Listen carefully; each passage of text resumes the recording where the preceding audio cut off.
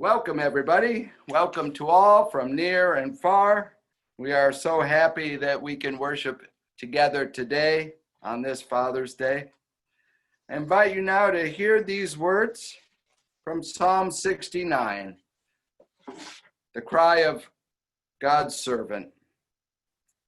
It is for your sake that I have borne reproach, that shame has covered my face. I have become a stranger to my kindred, an alien to my mother's children. It is zeal for your house that has consumed me. The insults of those who insult you have fallen on me.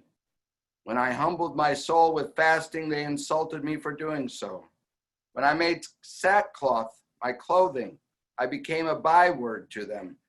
I am the subject of gossip for those who sit in the gate, and the drunkards make songs about me. But as for me, my prayer is to you, O God. At an acceptable time, O God, in the abundance of your steadfast love, answer me. With your faithful help, rescue me from sinking in the mire. Draw near to me, O God. Redeem me. Set me free. Amen. And now, a brief celebration of fathers and father figures.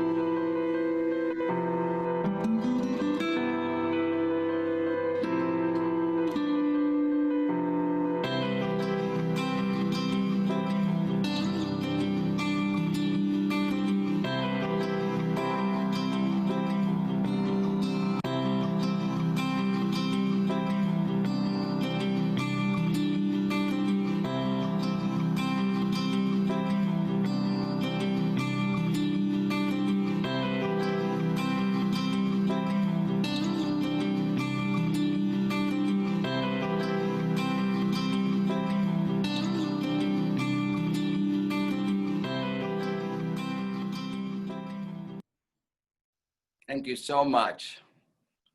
Faith does such a wonderful job with those. We enter now into our time of silent meditation. With so much going on in the world, so much news, so much fear, so much emotion of all kinds, we take a moment now to quiet ourselves, to quiet and listen for the still small voice of God.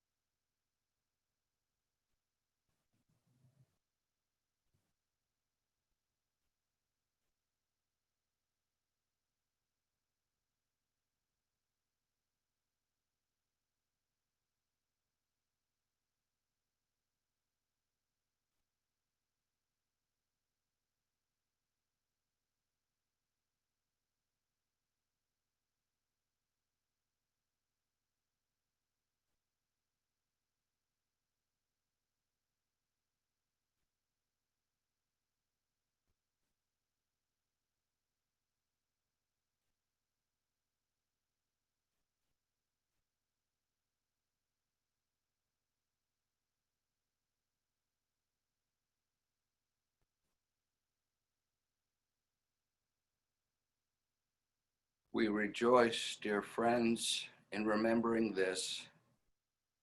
Before there was the internet, God was and continues to be everywhere, in each creature, in each valley, in each mountain.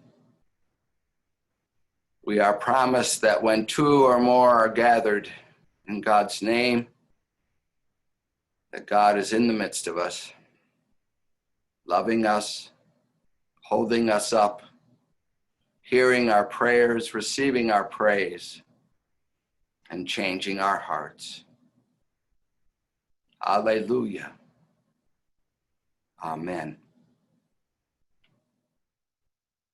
Now it's time for me, Becca the Gecko, and Pastor Rainbow Pants. Pastor Rainbow Pants. Pastor Rainbow Pants. Pastor Rainbow Pants, wake up! Oh, hi, Becca. I was just dreaming about your friends, the other geckos, and how they're different colors. Remember this picture? Oh, yeah, I like that big one on the right. Yeah. And what about your cousins, the chameleons? Look at them. Oh, yeah, that's my cousin. I don't know if you've ever met my cousin Charles, the French chameleon. Well, I'm not sure if I've ever met him, but oh, yes, he's friends with my friend, the purple Peter Piper of Papillon. That's right. Becca, I wanted to ask you, when the geckos all get together, do they talk about the different colors of their skin? What do you mean? I mean, do some geckos and some chameleons treat each other differently because they're different colors? Well, no, because we're all geckos or chameleons. We're all lizards, really. We all get along fine. Well, that's what I thought. You know, humans are a funny bunch. You're telling me. You're funny. No, I mean sometimes people treat each other differently because of the color of their skin. Really? Yeah, isn't that funny? Well, it's not very funny. It's really odd because you're all people. Frankly, you all look alike to me. What do you mean? Well, you all have eyes and ears and nose and mouths, and you all have really big feet I've got to look out for. I guess you're right. I've never really thought of it that way. And you know, we all have the same stuff inside us. Like our blood is all the same color, and everything inside is exactly the same. I don't know why we've done that, but we've done it for a long time. I think maybe we should stop. I think so, too. If all the geckos treat each other nicely, then we know everyone is safe and nobody has to be afraid of the other ones. Well, that makes perfect sense, Becca. I think I'm going to tell all the humans that we should follow you guys. Well, it's about time. That was Pastor Rainbow Pants and his pal Becca the Gecko solving the world's problems. We'll see you again next time. We get to have the treat now of hearing from Rob West, who is going to gift us with some piano.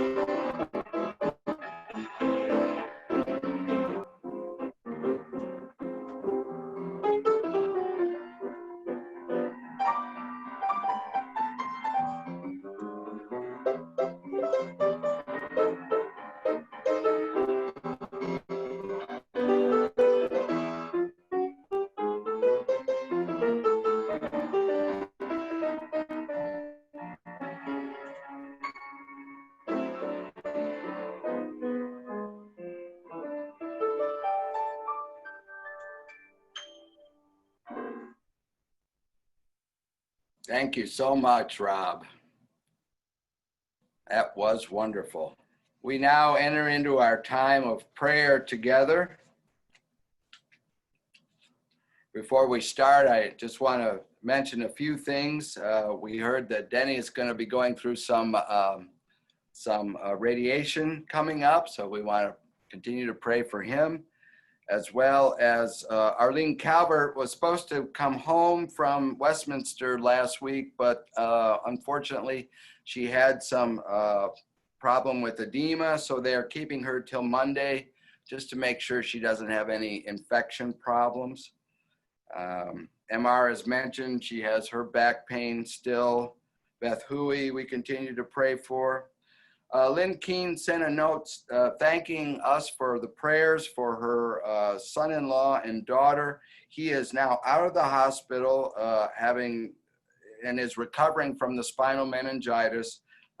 It's going to take about 6 weeks for him to recover, and his wife had COVID, so even when he got home, they had to both stay away from the children for a while, but I think everybody's back together again, and he's recovering. We want to remember Dorothy and Linda's son-in-law, John. He continues to recover. He had some post-surgical blood clots. So he was in the hospital a while, but is back home now. And Dorothy reports he said it was pretty rough, but if we should continue praying for his recovery. We want to remember Blue's friend Steve as he continues to be treated for cancer. Ken's niece Kristen working in the COVID wing up in Indiana, and Erlene's daughters and granddaughters working in Manatee and Sarasota County. Want to remember Connor and Jeff's friends at the death of their young family member Cohen. We want to remember also Ken and Vicky's friend Gary, who continues to do well after his heart and kidney transplant. And another friend of theirs who is recovering. Suddenly I don't have his name, so I apologize, Ken and Vicky, but I have it? I just don't have it on this list. We'll add that next week, but we will remember him. PJ's friend learning to navigate as a double amputee. We want to remember Janice Growth, who we have heard is not doing well today. For Marge Kirshner's wife, Pat, as she gets treated for diverticulitis and losis. We want to remember Andrew Cozy, a young man who died of a heart attack. And I heard on the news this week that is happening more often. There seems to be a bit of a run on that, and they're not quite sure why. So for his family and for all families. We want to remember two families who have entered into the hospice phase of one member's life together, people who have stopped treatment and are seeking to just have some time of joy and love and laughter with their family. PJ's friend Kim and her wife Adrian, and then the Blakey's friend Bob Cole as well. Let us enter into our time of prayer together.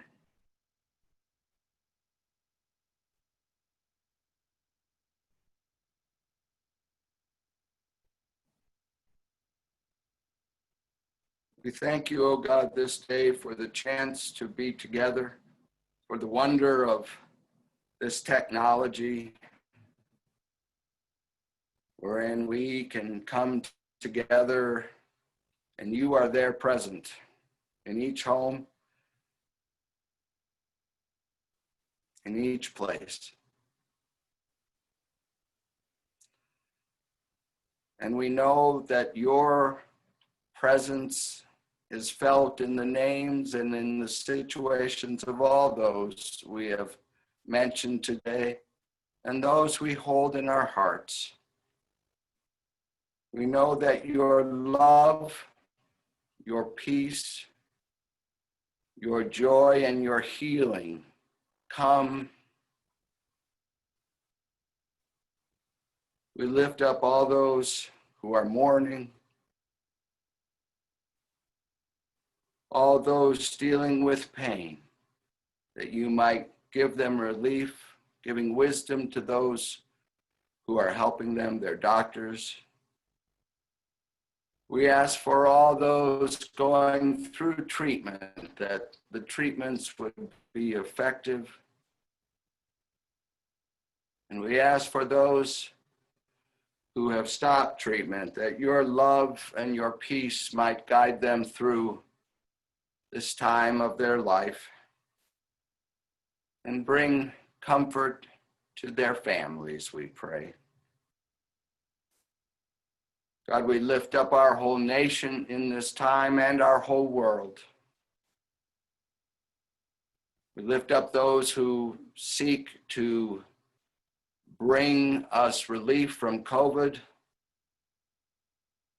Pray you give wisdom to the scientists and the medical researchers.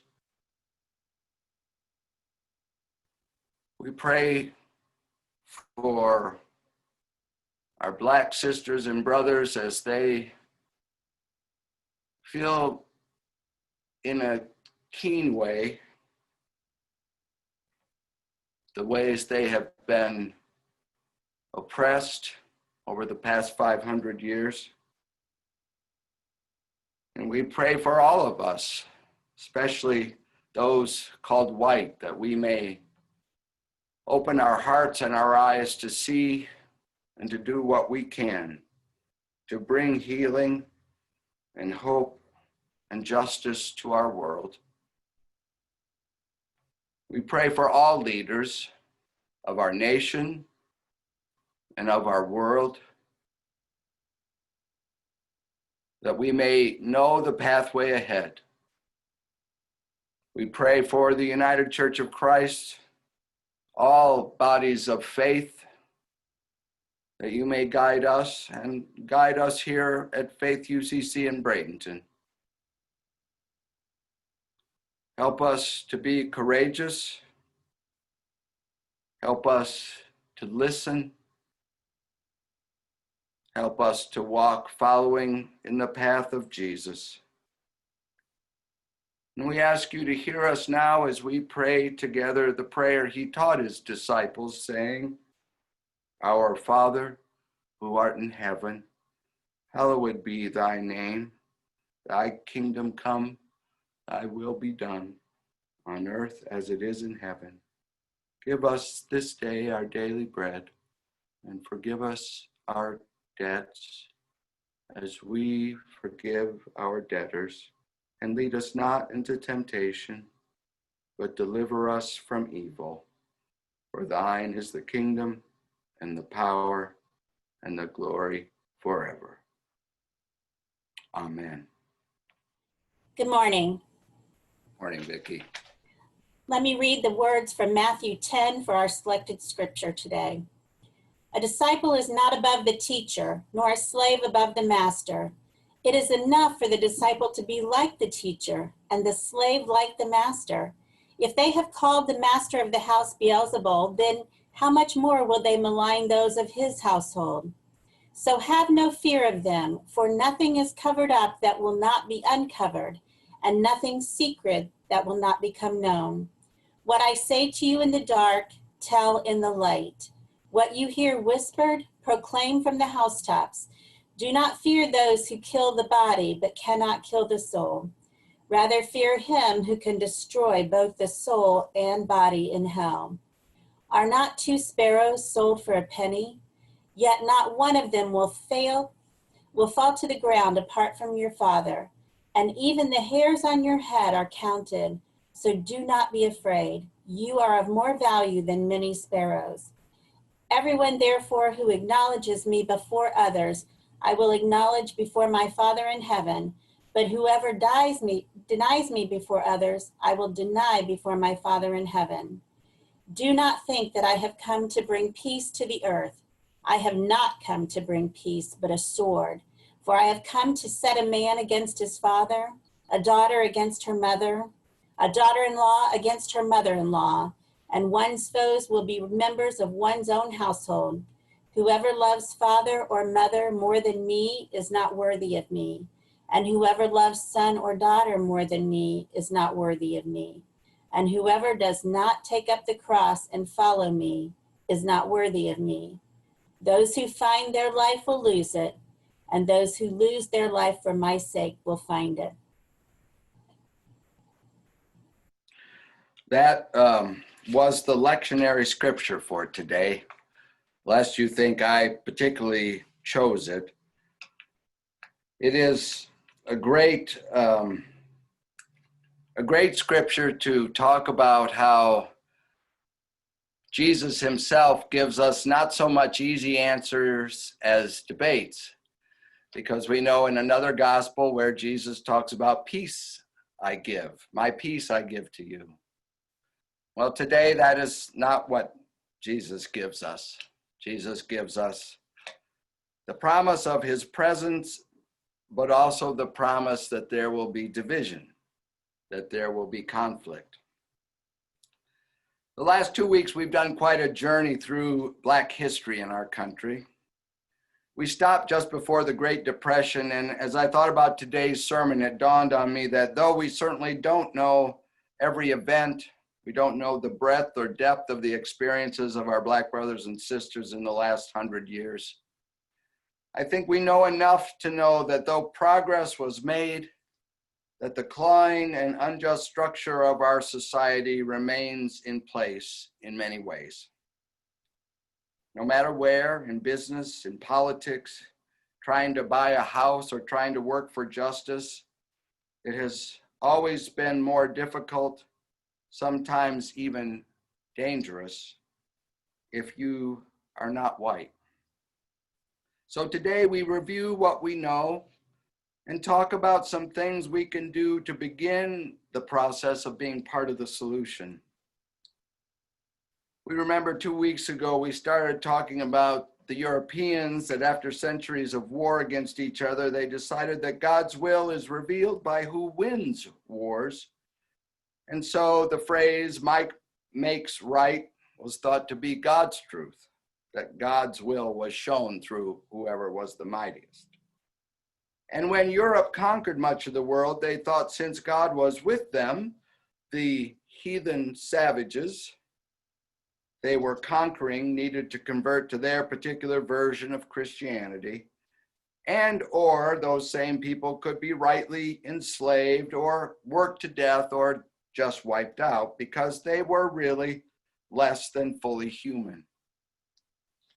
Another conclusion of the European conquerors eventually was that because their skin was lighter than those they conquered, those with darker skins were always inferior, and probably it worked out that the darker the skin, the less human one was. Those are the two building blocks of the cage in which we live, perhaps best summarized by this phrase: might makes white right. Might makes white right. I had never heard that phrase. Maybe you haven't either, but I am sure it has been uttered in white supremacist circles.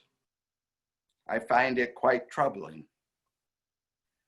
But we also know with all that people of faith have battled against the cage for many, many years, for centuries. Part of the reason the church remains so segregated today is the church was a haven for the enslaved peoples.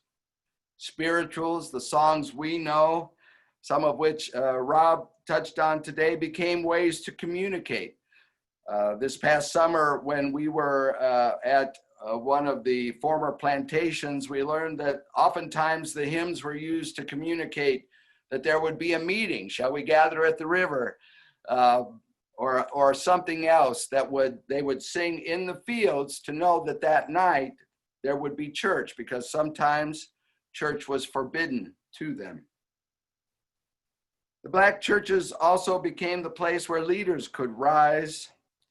Reverend Dr. Martin Luther King Jr. rose on the wings of so many before him, as others rise on his wings today. Faith leaders have made a difference. Even Malcolm X, who is often held up as the opposing violent voice to Dr. King's message of peace, was part of transformation. Make no mistake, early in his life, he did advocate racist and violent solutions. But Malcolm X was eventually assassinated by his own group, the Nation of Islam, who at that time was a violent precursor to later violent supposed Islamic groups. They killed him because in exercising his faith and in going to Mecca, Malcolm realized, because of his Islamic faith, that God loved people of all colors and all nations. And he began to preach that, which was very counter, because the Nation of Islam, instead of trying to destroy the hierarchical model, just wanted to turn it upside down, to put blacks on the top and whites on the bottom. They bought into the same model of oppression. Malcolm X saw that. And they protected their model by killing him. It is always dangerous to challenge the model. Challenging the model is what caused Dr. King, Medgar Evers, young Emmett Till, and countless others to be killed. But I was reminded this week that you don't have to be black to be killed. Reverend Jim Reeves, a white UU minister, was killed during a protest in the 60s. Andrew Goodman and Michael Schwerner from New York City had come to Mississippi, and they had joined a black colleague, James Chaney, from Meridian, Mississippi.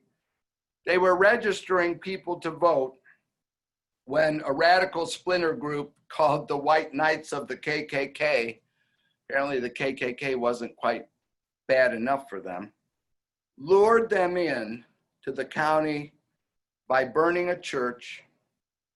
The three of them went to speak at that church, and that night were stopped and were murdered. To show us how the two victims being white was the reason the whole country knew about this, and also why a major civil rights bill passed, I learned for the first time this week that during the search for those three, and there were Navy divers and FBI agents, there were all sorts of federal agents around.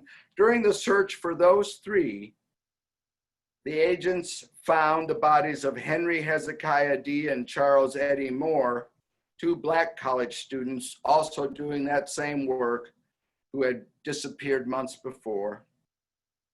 Federal searchers also found 14-year-old Herbert Orsby and 5 other unidentified Mississippi blacks whose disappearance in the recent past had not attracted attention outside their local community. It's funny how we never heard that part of the story, or I didn't. Now, don't misunderstand me. The martyrs in the March Toward Freedom have been 98% black and brown people. But the killing of Heather Heyer in Charlottesville when someone drove a car into counter protesters in Charlottesville 2 years ago means that still today, if you work to destroy the cage of colonialism, the hierarchy of racism with all its assumptions, you are putting yourself in danger. In some ways, this is not surprising. Our scripture this day reminds us that those who follow Jesus are always in danger because his message of God's radical love and unity does not fit in any unjust hierarchical structure. And so we as Christians move forward trusting his words that God will give us words to speak, actions to do when we are called to speak truth to the powers of oppression, when we are called to challenge the lazy inertia of the status quo in our culture and even in our own hearts and minds. So what do we do? What do we do as people who are predominantly white? Michigan Public Radio asked that question to two staff members of the Detroit Equity Action Lab. And these are the two answers they gave. As a woman of color, Tawana Petty said one of her concerns is that well-meaning white people think organizing against racism happens within communities of color. I feel that there are too many white, well-meaning people running from racial conversations within the white community. Within the white community. And so that creates a dynamic where people of color, Black people predominantly, are running from racial violence. Dessa Cosma said, it's really important for me to reflect on what being white means and to remember that my position as a white person grants me certain unearned privileges throughout my daily life that are really easy to take for granted as a white person, but that people of color don't take for granted because they see they're not being afforded the same opportunity. White people should observe how their position of privilege plays out in daily life and should build strong relationships with people of color. Okay, they gave us two things. Having hard conversations within a predominantly white community and reaching out to people of color. In her article in the Human Rights Journal, Brazilian professor Denise Carreira says, the notion that I consider fundamental is reciprocal recognition. That is, someone who recognizes themselves and others as deserving of dignity, rights, knowledge, social projects in life. Someone who evolves based on the understanding of their incompleteness. To be a white anti-racist person includes making oneself face the discomfort of conversations about racism and to critically consider how whiteness is woven into the stories of our lives, our relationships, our social practices, and our institutions. To recognize that we have been educated to not recognize ourselves as white people, but as human beings who represent a disembodied universal humanity, the standard, the norm, in a place of power. I want to read that again.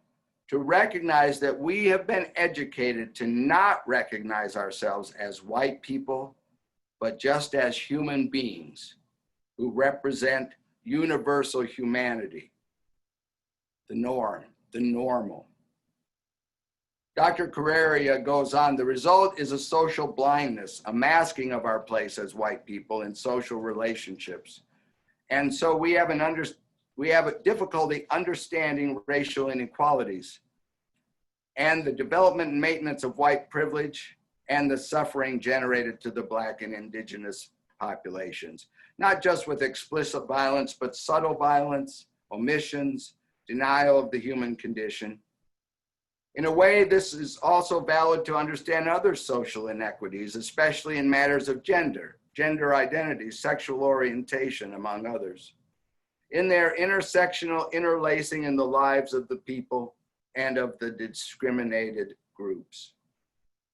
This very much reminded me of our discussion about heterosexism in our culture. The idea that heterosexuality is the normal, the given, and how that has made it difficult for those of any other sexual orientation. And in the exact same way, we know that the idea that white people are the universal norm goes back to the very core beliefs of our cage, that the lighter skin you are, the more refined you are in European terms, the more human you are. I got one more insight on this from Professor Ibram Kendi, Ibram X. Kendi, who's a New York Times bestselling author. He's a professor. His new book, a relatively new book, is How to Be an Anti-Racist. And he was very fascinating. I'm going to look into that book. But he talked about white people tending to individualize anyone who is white and behaves badly.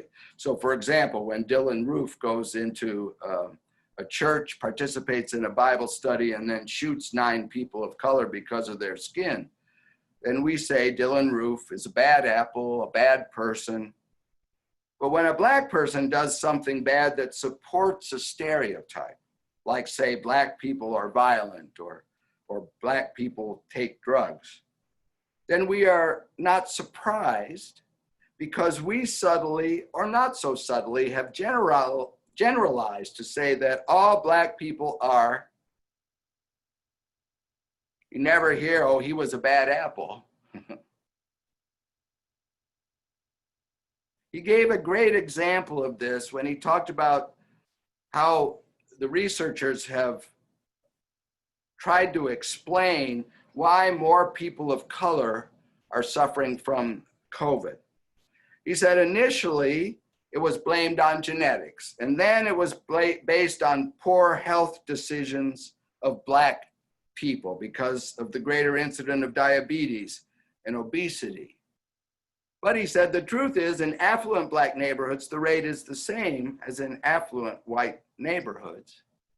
And no matter what color of the skin the workers is, the incidence of COVID is higher in a meatpacking plant and a nursing home, because those workers can't stay home and work like I can, and like many other white collar workers, interesting phrase. It is just that in our culture, many of the essential workers, also many of the underpaid and lowest paid workers, are people of color. That is a structural issue. Why is that the case? Because they lack drive? Because they are not as smart? Those are the assumptions of the cage. When I was in Ohio, there was a major crisis in education funding. I still don't think they have fixed it. I attended a rally in Cleveland where a woman who was a volunteer in the kindergartens in Judy's hometown of Chagrin Falls spoke. Now, Chagrin Falls has become a highly affluent commuter suburb. Judy and I could not afford to live there now because of just the cost of housing. She talked about her tour of one of the high schools in Cleveland, where she discovered to her horror the entire high school of hundreds of Black young men and women had no computers. Now, this was a while ago, you may think, and so maybe that's not surprising, except for the fact that in Chagrin Falls schools, in each kindergarten room, there were 2 computers. The reasons for disparity of income, disparity of education, of health and wealth and opportunity are not inside people, they are in the structure. There is structural injustice. That story is a clear indication of that. In one way, as we seek to answer the question together of what do we do, there is no quick and easy answer. But in another way, it is very easy. Well, not easy, it's very simple. All we have to do is re-examine everything we think, do, believe, and say as individuals and as a society. See, very simple. Well, this has taken 500 years to get to this point. It is not going to be fixed in a day or a year or even a lifetime. But I believe we can work together. We can agree to work together in the coming years to help each other and to help our society be better.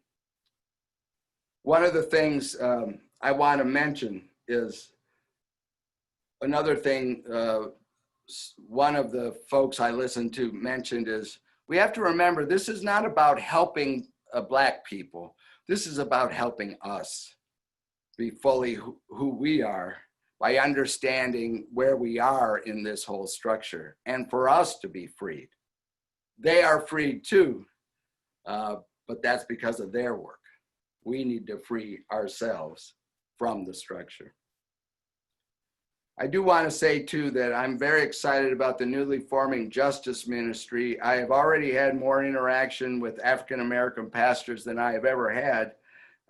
And it's my hope that our work with them will give us opportunity to connect with Black and brown people and people of other faiths, so we can grow with them and work with them and make a difference on many justice issues.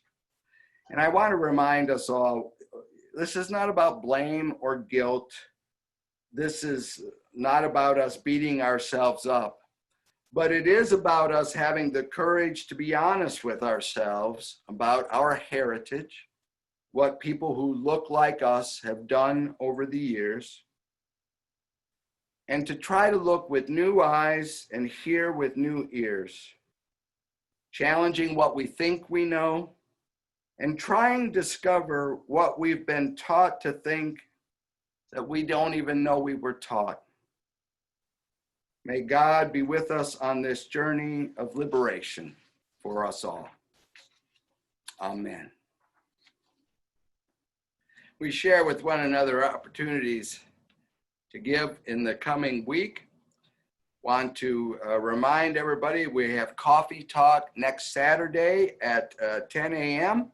We had a wonderful church chat Friday night. Had a great chance to get to know each other and just spend some time together. You know what? I think I was the only one who was drinking beer that night, which is odd. Somebody had wine. Now I remember it. But we had a wonderful time, and you are invited. That's 10 o'clock on Saturday, and at the end of the week, Faith will send out a Zoom for that. Want to remind you too, we're still collecting at the church food, and you can also send in your offerings, money for the food banks, and we will get that to them. We're also still collecting bags for downtown ministry or food, and the Social Action and Mission Committee will pick that up if you want to give Babs Brownell a call. We continue to receive the Strengthen the Church special offering. You're invited to include that in either your mailed in or your online contributions. That is, I think, very important in this time because it does a lot to strengthen new ministries and innovative ministries in the United Church of Christ. And I think, as we've just all discovered, innovation is important if we're going to keep relevant and keep preaching the gospel. Speaking of the Justice Ministry, sometime this week, and this is on one of the other papers that I could not print, is a 2-hour introduction to what the work is like. It's going to be a Zoom meeting for one of the churches that is involved in the newly forming Manatee Justice Ministry. I will send out tomorrow the information, and they wanted by Monday night if I could give them a number. I believe it's like Wednesday or Thursday afternoon, 3 to 5 or 3:30 to 4:30, something like that. So I will be sending that out to everybody, and I will also be sending some particular emails out to those of you who I know have expressed an interest. But anyone's invited to that. If you could just make sure, let Faith know or me know if you're going to attend so that they can be prepared for the numbers. And that is all I have. I'm going to just look real quick. Anybody have anything else that needs to be said? I don't see anybody. Catherine, you're just pushing buttons, right? You don't have anything to say, right? Okay. All right. Oh, there's Connor. Go ahead, Connor. Don't forget, Spirits and Spirituality is tomorrow night, right? Oh, it probably is. I forgot to look at the calendar. Why, yes. Does it say that in the paper I didn't print too? Is that in the bulletin? No, but it's on my calendar. Ah, okay. 2nd and 4th, right? Yeah, 2nd and 4th. Okay, well, I'll have Faith send that out tomorrow. Thank you for catching that. That's at 6:30. Friends, thank you for your ongoing support of the church. We continue at our last meeting to find that your generosity has continued, and we are truly blessed by that. So let us continue. Oh, let me mention as well, I just got a note from Blue. I am working on these three, this message and the previous two. I'm going to put them in kind of one document that I'm going to send. It's just been a little bit of a transition thing between the video presentation and the audio. I am working on it, and that will be soon. Also, last week's sermon, I'm about halfway through my my voiceover work so that you can listen to that in its completeness. So that will be done this week as well. All right, we enter into our time of offering together without music, but we offer ourselves to God. Let me say as well, again, and many said it at the beginning, I am so grateful and want to wish Happy Father's Day to many. I want us to remember that even many men who have never fathered children, who have never had children, have become father figures, teachers, coaches. It's incredible, and I hope in your life there is, I hope more than one father that you look to and celebrate this day. Well, it's very simple. All we have to do is change everything, friends. The good news is God is with us. God, the gentle transformer, God who made us, who loves us, God who knows every weakness and every strength in us, is the one who will walk with us every step of the way. Go in peace.